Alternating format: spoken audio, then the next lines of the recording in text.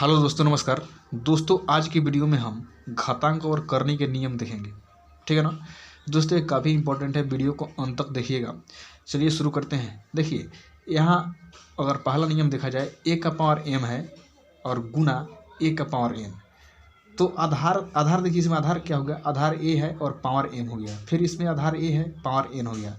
तो अगर आधार समान हो और गुना में हो तो पावर क्या होता है, जुड़ जाता है। आधार को लिख दीजिए, आधार हमारा ये है, ये लिख दीजिए, a का पावर m प्लस n कर दीजिए, ठीक है ना। तो आप कभी भी ऐसा देखिएगा, a का पावर m गुना a का पावर n, जहाँ आधार समान हो तो पावर जुड़ जाता है। आधार लिखिए, अब पावर को जोड़ दीजिए, ठीक है ना।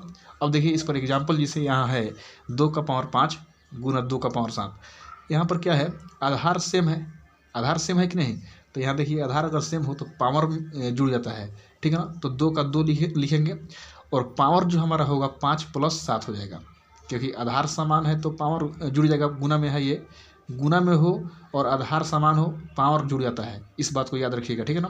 तो 2 का पावर 5 या 7 12 हो गया, ठीक है ना। इस तरह अनेकों एग्जाम्पल हो सकता है। मान लीजिए अगर 2 का पावर हम 8 लिख दें और गुना 2 का पावर अगर 9 लिख दें, तो यहाँ देखिए आधार तो सेम हो गया, तो पावर क्या हो जाएगा, जुड़ जाएगा। 2 आधार लिख दीजिए 2, अब पावर को जोड़ दीजिए 8 प्लस 9।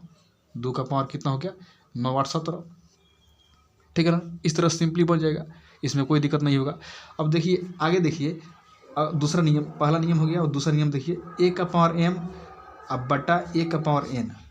आधार समान है, अगर भागा में है, बटा का मतलब भागा, आधार समान हो अब बटा में हो भागा में हो तो वहाँ क्या होता है, पावर घट जाता है, सॉरी पावर घट जाता है, ठीक है ना।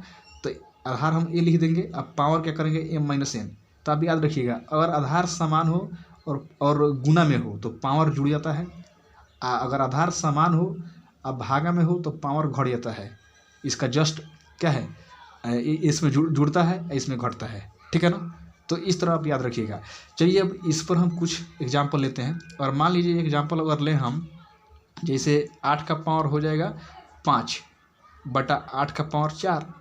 तो यहाँ देखिए आधार तो समान है, तो क्या करेंगे, तो पावर घट जाता है, तो 8 लिख दीजिए। अब पावर क्या कर दीजिए, 5 में से 4 चल जाएगा, यानी कि 8 का पावर 1, इसको हम 8 कह सकते हैं।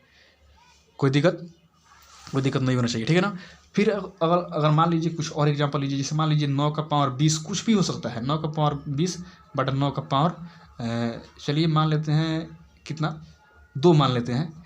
तो यहाँ देखिए आधार सेम है और बटा माने भागा में है, तो क्या करेंगे, पावर को घटा देंगे, ठीक है ना। 9 लिख दीजिए, अब 20 माइनस 2 कितना हो जाएगा, 9 का पावर 18।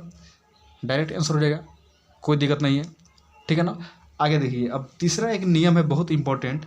अगर a का पावर m है, इसका होल पावर n होता है, ठीक है ना।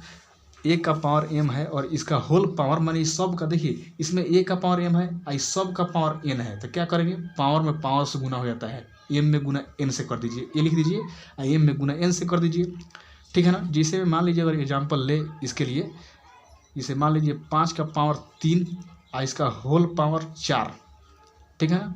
तो क्या होगा, 5 का पावर 3 गुना 4, पावर का पावर होता है, तो यहाँ पर क्या होता है, होल पावर में है तो गुना कर देंगे।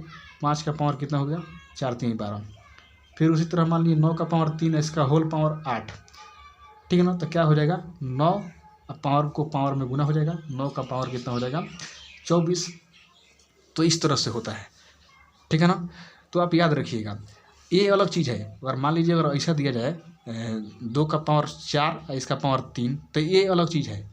ये देखिए ये अलग चीज़ हो गया और ये अलग चीज़ हो गया। ये 2 का पावर 4 और उसका पावर 3 है, तो ये सिंपली ये अलग चीज़ हो गया।